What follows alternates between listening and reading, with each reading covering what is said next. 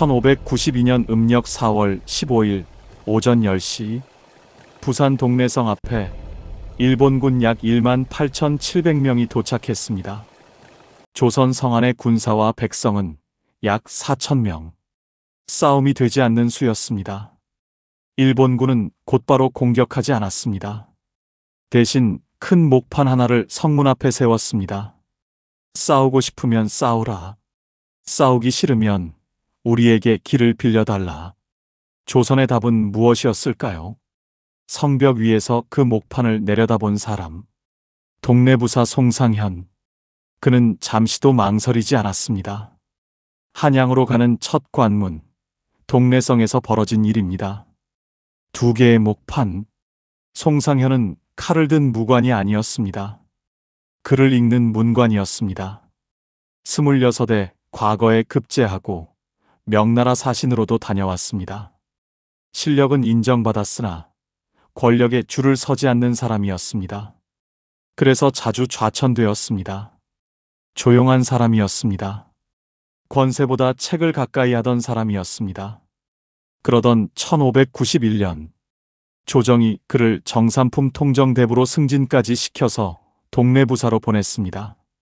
당시 나이 40. 이유가 있었습니다. 일본에서 이상한 소문이 들려왔기 때문입니다. 도요토미 히데요시, 일본 전국을 통일한 그가 사신을 보내 뜻밖의 요구를 했습니다. 명나라를 칠 테니 조선의 길을 빌려달라. 이른바 정명가도. 조정은 그 말을 믿을 수 없었습니다. 그러나 동래는 일본과 가장 가까운 땅이었습니다. 누군가는 그곳을 지켜야 했습니다. 그래서 송상현이 갔습니다. 조용한 문관이 일본과 가장 가까운 땅으로 떠난 것입니다. 부임한 송상현은 조용히 움직였습니다. 성벽 주변에 나무를 심었습니다. 나무가 빼곡하면 적의 기병이 함부로 들이닥치지 못합니다. 성벽을 넘는 사다리도 성문을 부수는 큰 수레도 끌고 들어오기 어렵습니다. 성 둘레에는 마름쇠를 깔았습니다. 사람과 말이 다니지 못하게 하는 갓이었습니다. 성벽 위에는 목책을 쌓았습니다. 그가 한 일은 조용했지만 분명했습니다. 이것은 평시에 부사가 하는 일이 아니었습니다. 그는 알고 있었습니다.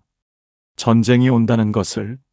1592년 음력 4월 13일 송상현이 부임한 지 정확히 1년이 지난 그날 고니시 유키나가가 이끄는 일본군 제1군 약 18,700명이 700여 척의 배를 타고 부산 앞바다에 나타났습니다. 그의 사위가 대마도주 소 요시토시였습니다. 조선에서는 그를 평이지라고 불렀습니다. 이 이름은 뒤에 다시 나옵니다. 다음 날 4월 14일 부산 진성이 무너졌습니다. 첨사정발이 끝까지 활을 쏟아 전사했습니다. 부산진은 반나절 만에 함락되었습니다. 그 소식이 동래에 도착했습니다. 이제 다음은 동래성이었습니다. 한양으로 가는 길은 동래를 지나야 했습니다. 동래가 무너지면 일본군은 곧장 북쪽으로 올라갈 수 있었습니다. 이때 조선의 두 장군이 동래로 군대를 이끌고 왔습니다. 경상좌병사 이각, 경상좌수사 박홍, 나라의 정규군을 지휘하는 무관들이었습니다. 송상현은 그들과 함께 성을 지키기를 청했습니다. 그러나 두 장군은 다른 길을 택했습니다. 좌병사 이각은 성 밖에서 싸우겠다며 떠났습니다. 북쪽 소산역으로 갔다가 결국 밀양으로 도주했습니다. 경상좌수사 박홍도 동래성을 떠났습니다. 바다에서 일본군과 싸우는 것을 포기한 채였습니다. 송상현은 혼자 남았습니다. 울산 군수 이연함 그리고 양산 군수 조영규 그 두 사람만이 송상현 곁에 남았습니다. 조영규는 어머니께 마지막 인사를 드리겠다며 양산으로 갔습니다. 그리고 4월 15일 오전 10시 일본군이 동래성에 도착했습니다. 수만의 군대가 성을 세 겹으로 둘러쌌습니다. 앞서 보았던 그 목판이 성문 앞에 세워졌습니다. 싸우고 싶으면 싸우라. 싸우지 않으려면 길을 빌려달라. 성벽 위에서 송상현이 그것을 내려다보고 있었습니다. 그는 잠시도 망설이지 않았습니다. 붓을 들었습니다. 또 다른 나무판에 글자를 썼습니다. 전사의 가도난. 싸워서 죽기는 쉽다. 그러나 길을 빌려주는 것은 어렵다. 그 목판을 성벽 너머로 던졌습니다. 임진왜란이 시작된 이래 조선이 일본에게 보낸 첫 답이었습니다. 그리고 곧 진짜 전투가 시작되었습니다. 도망친 자, 돌아온 자, 남은 자. 전투가 시작되기 직전 동래성 안에는 약 4,000명이 있었습니다. 정규군은 많지 않았습니다. 대부분은 동네의 백성들이었습니다. 농민, 상인, 아전, 그리고 부녀자와 노인. 성 밖의 일본군은 압도적인 병력이었습니다. 싸움이 되지 않는 수였습니다. 송상현은 그것을 알고 있었습니다. 도망갈 수도 있었습니다. 그러나 그는 떠나지 않았습니다. 송상현은 이런 말을 남겼다고 전해집니다. 성주가 자기 성을 지키지 않고 어디를 간단 말이냐? 전투가 시작되었습니다. 일본군은 동래성의 약점을 알고 있었습니다. 성곽이 낮고 수비가 허술한 동문, 인생문이라는 곳이었습니다. 그쪽으로 집중적으로 공격해 들어왔습니다. 조선군은 활을 쏘았습니다. 그러나 일본군은 조총을 쏘았습니다. 화살은 한 발씩, 조총은 일제히. 싸움의 모양이 달랐습니다. 조선도 조총의 존재를 알고 있었습니다. 그러나 일본군처럼 대규모 전술로 운용하지는 못했습니다. 방패도 갑옷도 뚫고 들어왔습니다. 성벽 위에서 화살을 쏘던 조선군이 한 명, 또 한 명 쓰러졌습니다. 그러나 비어버린 자리는 곧 다른 사람으로 채워졌습니다. 그 다른 사람들은 군사가 아닌 백성이었습니다. 성 안에서는 백성들도 함께 싸웠습니다. 무기가 없는 사람들은 손에 잡히는 것을 들었습니다. 농기구, 곡괭이, 낫, 그리고 깨진 기왓장. 동네 부순절도라는 옛 그림이 있습니다. 그날의 일을 시간순으로 그려놓은 보물 392호 그림입니다. 그 그림 안에 한 장면이 있습니다. 지붕 위에서 부녀자들이 기왓장을 던지고 있는 모습. 그들에게는 칼이 없었습니다. 활이 없었습니다. 그래서 지붕에 올라가 기왓장을 깨고 그것을 던졌습니다. 그것이 그들이 가진 마지막 무기였습니다. 그 그림 속에 이름이 남은 한 가족이 있습니다. 아버지 김상, 그리고 그의 어머니, 처, 딸. 모두가 평민이었습니다. 어머니가 기와를 깨면 김상이 던졌습니다. 처와 딸도 함께 기와를 깼습니다. 사람의 머리만큼 무거운 기와였습니다. 그것을 두 손에 쥐고 지붕 위에서 아래로 던졌습니다. 한 번, 두 번, 세 번.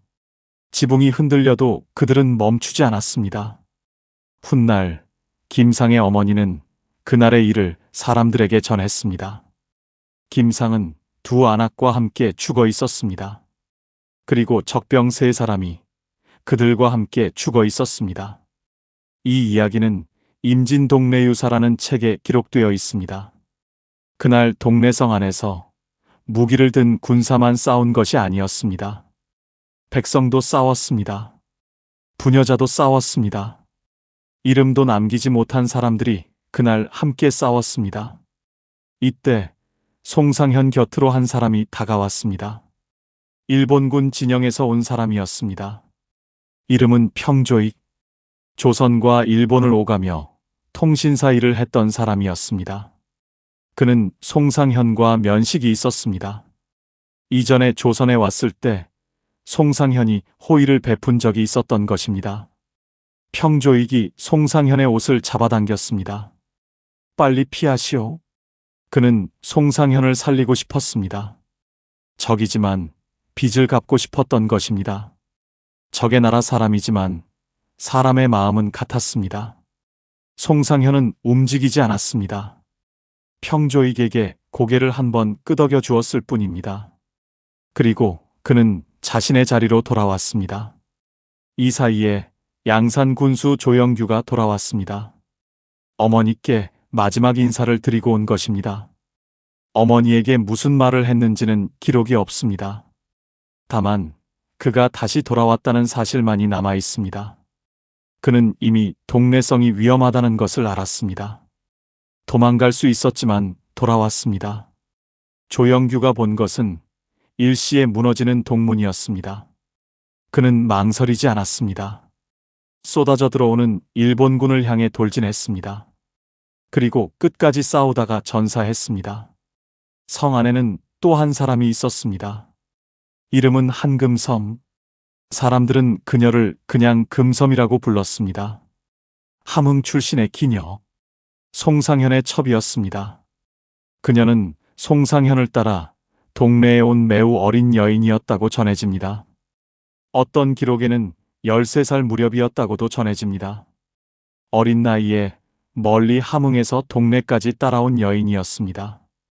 전투가 시작되자 금섬은 송상현이 조복을 가져가는 것을 보았습니다. 조복은 임금 앞에 나아갈 때 입는 예복입니다. 관복 중에서도 가장 격식 있는 옷. 그녀는 그 옷의 의미를 알았습니다. 그것은 죽음을 각오한 자가 입는 옷이었습니다. 관아 안의 사람들은 모두 도망치고 있었습니다. 누구도 그 자리에 남으려 하지 않았습니다. 그러나 금섬은 반대로 갔습니다. 여종 금춘과 함께 관아의 담을 넘었습니다. 다른 사람들이 모두 도망치는 그 길을 그녀는 거꾸로 갔습니다. 송상현이 있는 곳으로 달려갔습니다. 그러나 일본군이 그녀를 사로잡았습니다. 그날 이후 금섬은 사흘 동안 살아 있었습니다. 그 사흘 동안 그녀는 멈추지 않고 일본군을 꾸짖었습니다. 조선의 부사를 죽인 자들을 향해 꾸짖고 또 꾸짖었습니다. 사흘이 지나서야 일본군은 그녀를 죽였습니다. 어린 기녀의 사흘. 후에 조선의 한 책은 이렇게 기록했습니다. 외적도 의롭게 여겼다. 적장도 무릎 꿇은 죽음. 전투가 시작된 지 약 2시간이 지났습니다. 동래성의 동문이 무너졌습니다. 성 안으로 일본군이 쏟아져 들어왔습니다.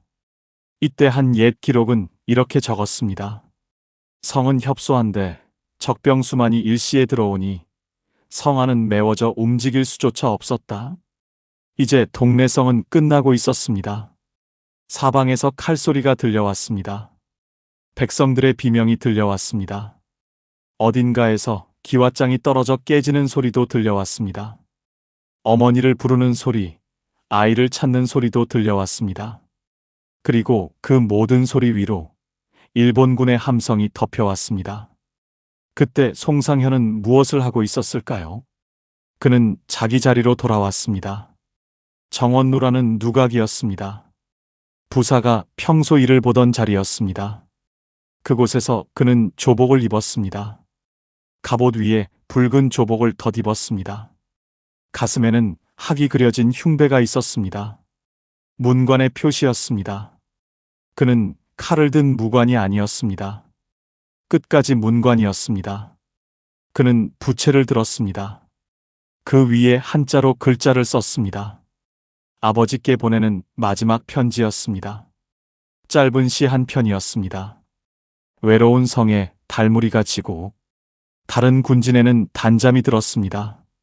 임금과 신하의 의리는 무겁고 부모와 자식의 정은 가볍습니다. 다른 군진은 단잠이 들었다는 말은 그 누구도 도우러 오지 않았다는 뜻이었습니다. 좌병사도 좌수사도 한양의 조정도 이 외로운 성을 도와줄 사람은 없었습니다. 부모에게 드리는 마지막 인사였습니다. 그는 부채를 내려놓았습니다. 그리고 자리에 앉았습니다. 북쪽을 향해서였습니다. 북쪽에는 임금이 있었습니다. 한양에 있는 선조. 그는 절을 했습니다. 1번, 2번, 3번, 4번. 북향 사배라고 합니다.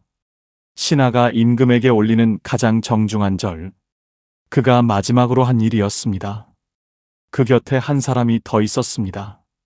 이름은 신여로 송상현을 모시던 사람이었습니다. 그는 도망갈 수 있었습니다. 다른 사람들이 모두 도망치고 있을 때 그는 도망가지 않았습니다. 끝까지 송상현 곁에 남았습니다. 그의 이름은 거의 잊혀졌지만 실록은 그 이름을 남겨놓았습니다. 신여로. 그도 그날 송상현과 함께 죽은 사람이었습니다. 일본군의 칼소리가 가까워지고 있었습니다. 밖에서는 비명과 칼 부딪히는 소리가 들려왔습니다. 그러나 정원로 안에 그는 흔들리지 않았습니다. 그 자리에서 송상현은 일본군의 칼에 순절했습니다. 그의 나이 41. 그날 동래성에서 죽은 사람들은 셀 수 없었습니다. 일본 측의 기록에 따르면 3천여 명 이상이 그날 죽었다고 전해집니다. 500여 명은 포로가 되었다고 합니다. 관민과 부녀자와 어린아이까지 모두가 그날의 희생자였습니다. 이 모든 일이 단 2시간 안에 일어났습니다.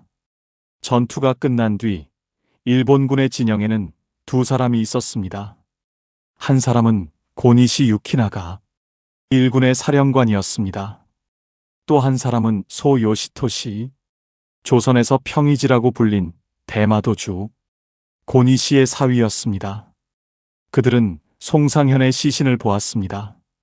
그리고 무엇인가를 결정했습니다. 전해지는 이야기에 따르면 그들은 자기 부하를 불렀다고 합니다. 송상현을 죽인 그 부하였습니다. 그를 처형했다고 전해집니다. 적의 부사를 죽인 자기 부하를 자기들이 처형했다는 것입니다. 이런 일은 임진왜란 7년 동안 다시 일어나지 않았습니다. 확실한 것은 외장들이 송상현의 충절을 기려 그의 시신을 동문 밖에 장사지내 주었다는 기록이 전해집니다. 그들은 정중한 예를 갖추었습니다. 나무로 표식을 세웠습니다. 여기 동래부사가 잠들었다. 그리고 그 위에 시 한 수를 적었다고 합니다. 적장이 적의 죽음을 기리며 시를 쓴 것입니다. 그들은 부하들에게 일렀습니다. 이 사람의 충직함을 본받으라. 조선의 한 부사가 죽었습니다. 적장이 그 죽음을 인정했습니다. 백성들도 그 죽음 앞에서 함께 죽었습니다. 나이 어린 기녀도 무명의 평민도 그 죽음을 따랐습니다. 그것이 1592년 음력 4월 15일 동래성의 마지막이었습니다. 그러나 그 마지막은 끝이 아니었습니다. 그날의 곡소리는 끝나지 않았다. 전쟁은 7년을 갔습니다. 1598년에야 끝났습니다. 그러나 동래에서는 끝나지 않은 것이 있었습니다. 1607년 새로 부임한 동래부사 이한눌은 4월 15일이 되자 이상한 풍경을 보았습니다. 동네의 집집마다 곡소리가 났습니다. 오늘이 무슨 날인가? 그가 묻자 아전이 답했습니다. 오늘이 동래성이 함락된 날입니다. 그날 이한눌은 시 한 편을 남겼습니다. 살아남은 자가 1000명 중 한두 명이었다고, 곡해줄 사람조차 남지 못한 집이 너무 많았다고. 1742년 영조 18년 송상현이 죽은 자리에 송공단이라는 제단이 세워졌습니다. 그날 함께 죽은 모든 사람의 비석이 함께 세워졌습니다. 매년 4월 15일의 제사는 지금까지 이어집니다. 그리고 400년이 지난 2005년 4월 15일 부산 지하철 수안역 공사장에서 80여 구의 유골이 발견되었습니다. 그들은 1592년 4월 15일에 죽은 사람들이었습니다. 발굴 책임자였던 정의도 원장은 이렇게 말했습니다. 유골을 발견한 것이 2005년 4월 15일인데 사륙전이 벌어진 것 또한 1592년 4월 15일이었다고. 정확히 413년이 지난 같은 날이었습니다. 지금 그 자리에는 부산 도시철도 4호선 수안역이 있습니다. 출퇴근하는 시민들이 매일 그 위를 지나갑니다.